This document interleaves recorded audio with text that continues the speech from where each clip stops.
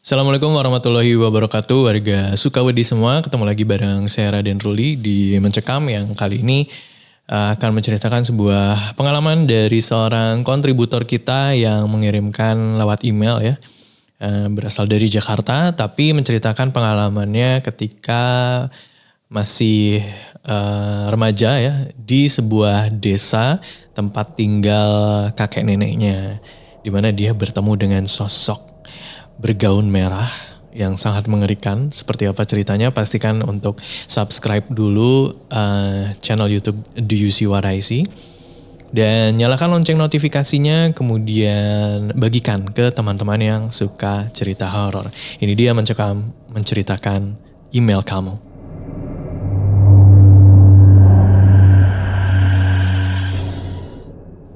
Namaku Aryo. Usiaku sekarang menginjak 23 tahun. Aku tinggal di Jakarta, tapi kedua orang tuaku berasal dari sebuah desa. Dan aku ingin menceritakan sebuah pengalaman yang sangat mengerikan ketika aku dan kedua orang tuaku berkunjung ke rumah kakek di desa. Saat itu aku berusia 17 tahun. Ketika libur sekolah, ayah dan ibu mengajakku untuk berkunjung ke rumah kakek yang berjarak kurang lebih 3 jam perjalanan menggunakan mobil dari Jakarta. Aku setuju dan kami berencana akan tinggal di rumah kakek itu kurang lebih selama 1 minggu. Singkat cerita, beberapa hari kemudian kami berangkat dan tiba pukul 3 sore. Sesampainya di sana, kami disambut oleh kakek, nenek, dan salah seorang bibi. Seperti biasa, ketika kami datang, nenek dan bibi akan memasak besar-besaran ya. Dan malam itu aku makan sangat banyak. Dan saking kenyangnya, aku duduk tersandar. Tak lama setelah makan, ayah, ibu, nenek, dan bibiku ini sudah ke kamarnya masing-masing. Ya, mereka lelah ya.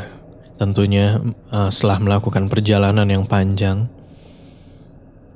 Karena aku belum mengantuk, aku pun pergi ke ruang tengah untuk menonton TV.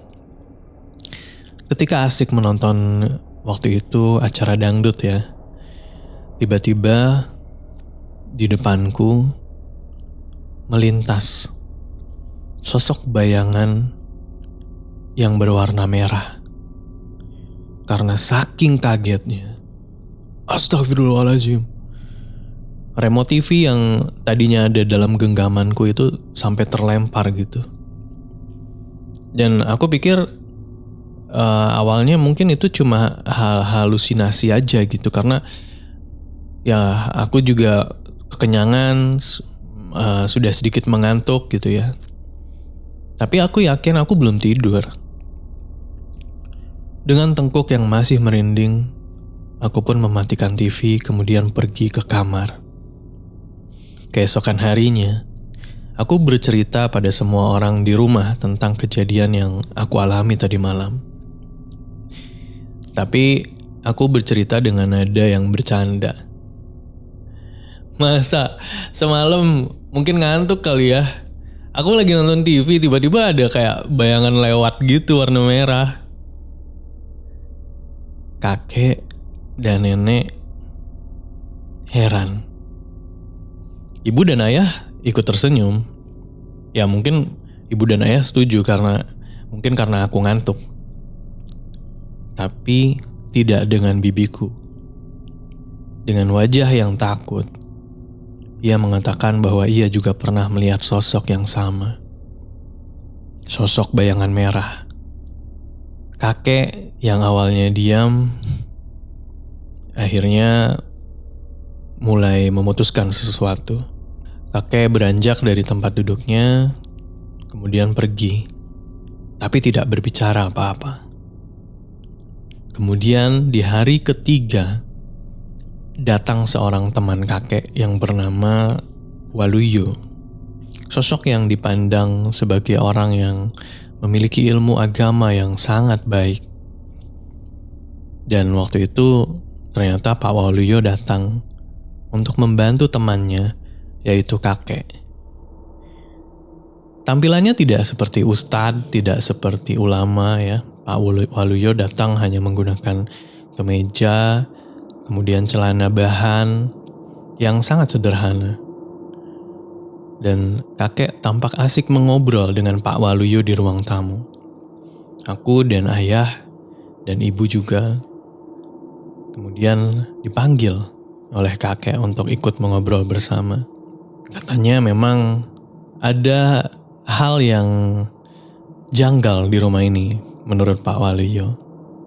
Dan setelah sholat maghrib berjamaah, kata Pak Waluyo, Pak Waluyo ini menyarankan kami untuk mengaji bersama. Jadi Pak Waluyo memandu kami, mengimami kami, dan dibacanya surat-surat yang sudah ditentukan oleh Pak Waluyo. Kemudian setelah kami membaca ayat-ayat suci Al-Quran bersama-sama, kurang lebih baru sekitar 10 menit, ada hal yang mengagetkan kami. Tiba-tiba terdengar suara bibi yang tadinya membaca Al-Quran, itu suaranya jadi mengerang gitu ya. Kayak mengaum tapi ya suara manusia gitu.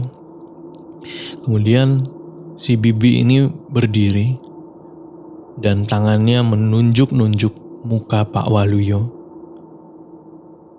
Kemudian bibi kedua tangannya tuh terjulur ya, seperti ingin mencekik Pak Waluyo, tapi ada ibu dan juga ayah ya dan juga saya juga sih ikut menahan bibi untuk tidak maju ke arah Pak Waluyo ini. Beraninya kau, kata bibi dengan suara yang setengah menggeram.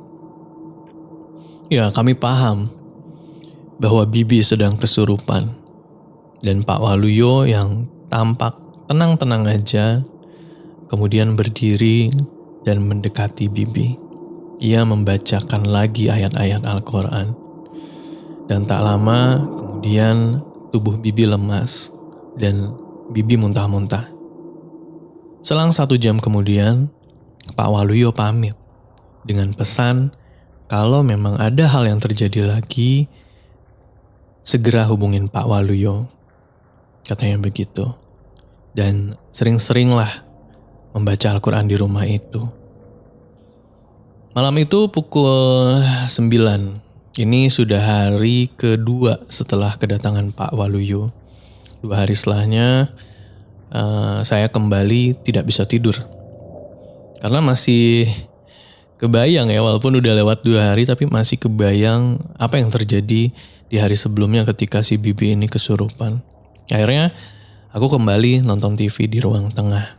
Seperti biasa. Malam itu acaranya masih acara dangdut juga. Dan waktu itu ada lagu dangdut favorit yang dinyanyikan di televisi. Dan tentunya aku ikut bernyanyi ya, berdendang. Tapi lama-kelamaan suaraku nih hilang. Iya, jadi aku berusaha mengeluarkan suara tapi cuma mulut doang yang bergerak. Gak ada suara sama sekali. Dan paha kananku itu gak tahu kenapa tiba-tiba terasa sangat berat ya. Dan ketika aku mengalihkan pandangan dari TV kemudian melihat ke paha kananku, wajahku langsung pucat dan darahku berdesir. Badanku terasa ringan seketika karena di ujung paha kananku ternyata diduduki oleh sosok merah berambut panjang yang membelakangi. Aku meneriakkan kata-kata yang sebenarnya kata-kata umpatan kasar gitu ya, tapi suaraku tidak keluar. Kemudian dengan muka yang berkeringat dingin, aku terus mencoba untuk membaca ayat kursi. Aku membaca ayat kursi dengan cepat. Dan pembacaan ayat kursi yang ketiga kali, Sosok wanita bergaun merah dan berambut panjang itu menoleh. Iya, menoleh ke arahku. Dan aku semakin ketakutan, saking kagetnya. Wajah sosok itu ketika menengok ke arahku berlumuran darah dengan mata yang membelalak yang pada kedua sudutnya itu mengeluarkan darah. Sosok wanita itu membuka mulutnya seperti berteriak dan menampakkan giginya yang kecil-kecil tapi runcing gitu ya. Dan seketika telingaku berdenging amat keras dan aku pun jatuh pingsan. Aku terbangun ketika mendengar azan subuh. Dan setelah sholat subuh, aku mendengar suara gaduh di ruang tengah ya. Ternyata Bibi kesurupan lagi. Aku kemudian juga bercerita tentang apa yang terjadi ketika tadi malam aku nonton TV. Kakek segera menyuruh ayah untuk menjemput Pak Waluyo. Selang 15 menit kemudian Pak Waluyo sudah sampai dan beliau langsung menangani Bibi. Selain membacakan ayat-ayat ruqyah, tapi juga Pak Waluyo ini terlihat seperti sedang berkomunikasi.